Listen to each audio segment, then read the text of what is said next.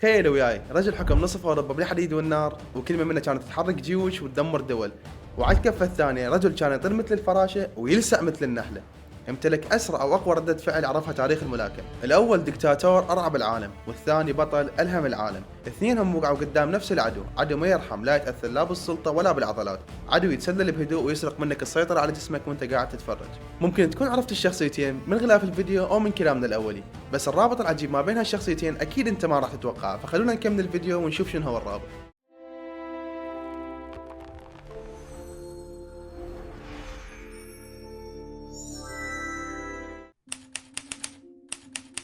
عزيزي المشاهد، جهز لنفسك وخلينا نروح برحلة للعاصمة البريطانية لندن سنة 1817. لما راح نوصل هناك وبنص الضباب راح نشوف طبيب اسمه جيمس باركنسون.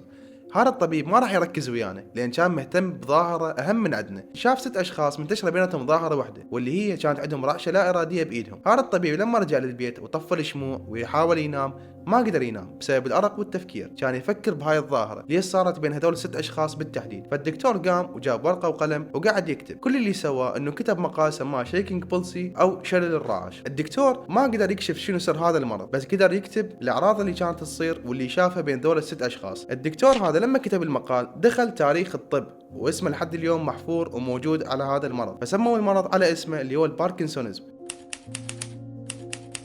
هسه خلينا نكشف السر اللي ما قدر يكشفه جيمس باركنسون. ما اريد ادخلك بالتفاصيل الطبيه، بس الموضوع كان له علاقه بمنطقه صغيره بالدماغ اسمها السبستانشيا نيجرا او الماده السوداء. هاي المنطقه تفرز ماده الدوبامين. اغلبنا لما يسمع الدوبامين عباله الموضوع مرتبط بالسعاده وبس، بس الدوبامين بالحقيقه له وظيفه جدا مهمه بحركه العضلات. تخيلوا وياي الدوبامين مثل قائد الفرقه الموسيقيه او المايسترو، هو اللي يعلي الرثم او يقلل الرثم. وظيفه الدوبامين بحركه العضلات هو انه يخلي الحركه سلسه وبسيطه، او يزيد او يمنع هذه الحركه. فتخيل لما يختفي قائد الفرقه الموسيقيه او المايسترو من الفرقه نفسها، الموضوع راح يصير جدا عشوائي وكل واحد يعزف بكيفه والنغمه اللي يريدها. نفس الحاله بالدوبامين، لما يختفي عن العضلات راح يصير بها تشنجات وحركات لا اراديه مستمره. وهذا ببساطه هو كان مرض الباركنسونيزم اللي اكتشفه دكتورنا جيمس باركنسون.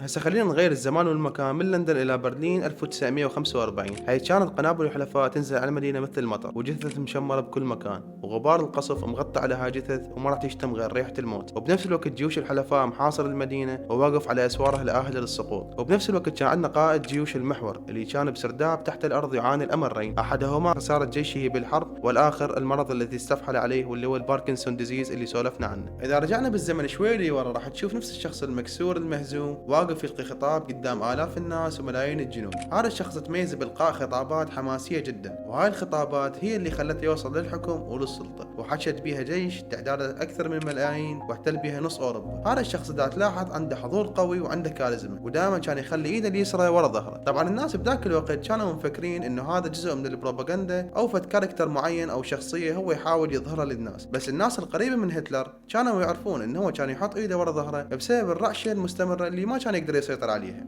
طبعا الناس كان عبالهم انه سبب هاي الرعشه هي الضغط او القلق النفسي او الخسارات الكبيره اللي كان يتعرض لها جيشه بذاك الحرب. بس بوقتنا الحالي بعد مراجعه الفيديوهات والخطابات اللي كان يلقيها هتلر، تقريبا تاكدوا انه هتلر كان مصاب بمرض الباركنسون ديزيز. ومرض الباركنسون مميز بشغله انه يخلي شوي عندك بطء بالتفكير، ورجحوا انه بطء التفكير هذا هو اللي خلى هتلر يتخذ بعض القرارات اللي غيرت شكل العالم لحد يومنا هذا. وبالتالي نفس الدكتاتور اللي يحتل نص اوروبا وايده اللي كانت تتحرك بيه جيوش، نفس الايد اللي قام ما يقدر يسيطر عليها. فالدكتاتور هنا انهزم من الداخل قبل لا ينهزم من الخارج. من مستنقعات الحروب والدمار والموت ننتقل إلى مجد الأولمبياد والروح والأمل. محمد علي كلاي من أفضل الملاكمين بالتاريخ الملاكمة. هذا الشخص صاحب الضربات الخاطفة والرشاقة والسرعة والمهارة اللي خلد اسمه بحروف من ذهب بتاريخ هذا الرياضة، وبعض الخبراء يعتبروه من أفضل الناس اللي مروا على هذا المجال. هذا الشخص اللي ألهم هواي ناس، ولحد الآن هو باقي أسطورة خالدة، وبعض الناس تتمنى توصل للمستوى. بس بسنة 1984 أكو خبر نزل مثل الصاعقة على محبين محمد علي كلاي. محمد علي كلاي تشخص بمرض الباركنسون ديزيز أو الباركنسونيزم أو شلل الرعاش. هذا المرض اللي سرق من محمد علي كلاي قوته وسرعته وحتى الصوت ما سلم. صوت محمد علي كلاي صار متقطع وما يقدر يكمل الكلام. وبسنة 1994 خلال أولمبياد أتلانتا شفنا مشهد هواي مؤثر وهواي ناس بكت عليه، واللي كانوا حاضرين بذاك الوقت أكيد تأثروا أكثر. محمد علي كلاي الشخص اللي كان محارب داخل الحلبة، خصومه ترتعب من الخوف لما يشوفوه. هذا الشخص ما قدر يسيطر على إيده ويرفع الشعلة الأولمبية، فالناس شافت الفرق وين كان اكو ملاكم ما حد يقدر يواجهه، وخصومه ترتعب من اسمه ما قادر يشيل شعلة أولمبية. بس تعرفون شنو الشيء اللي ما قدر المرض يسرقه من محمد علي كلاي؟ هو الإرادة وحب الناس. فهذا الشخص أثبت لنا إنه هو محارب خارج الحلبة قبل لا يكون محارب داخل الحلبة. بس لازم نوضح نقطة مهمة، انه مرض محمد علي كلاي يسموه سكندري باركنسونيزم، يعني هذا المرض جاي بسبب عدة ضربات تلقاها على راسه خلال مسيرته بالملاكمة.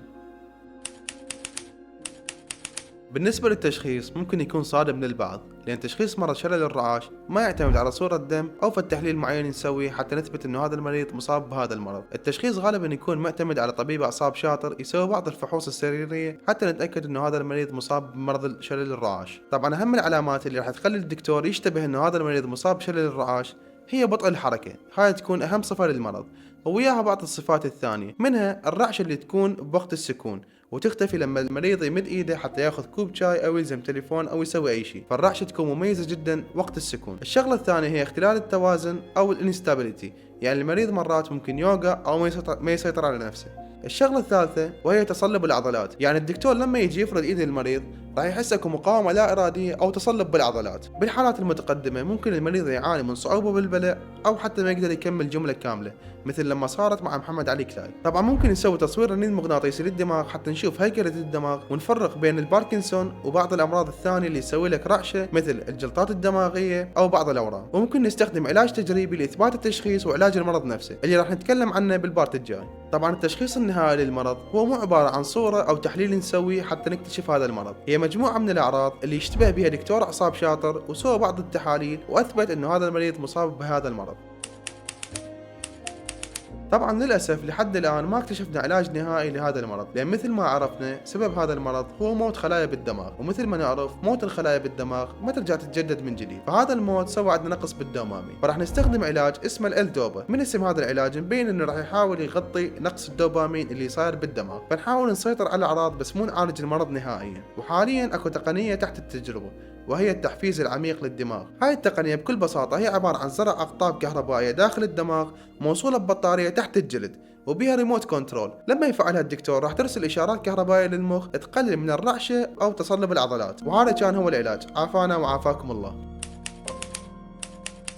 وبنهاية موضوعنا مرض باركنسون كان تذكير قاسي إن كنا عن مدى هشاشتنا وضعفنا أمام قدرة الله سبحانه وتعالى. إذا وصلت لهاي النقطة من الفيديو فمعناه أنت من الأشخاص اللي يحبون المحتوى العميق والمفيد. لا تنسى تشاركني بالتعليقات منو أكثر شخصية انصدمت إنه هي مصابة بمرض الباركنسون، ولا تنسى تشترك وتفعل الجرس لأن المحتوى القادم راح يكون أقوى إن شاء الله. أشوفكم على خير، في أمان الله.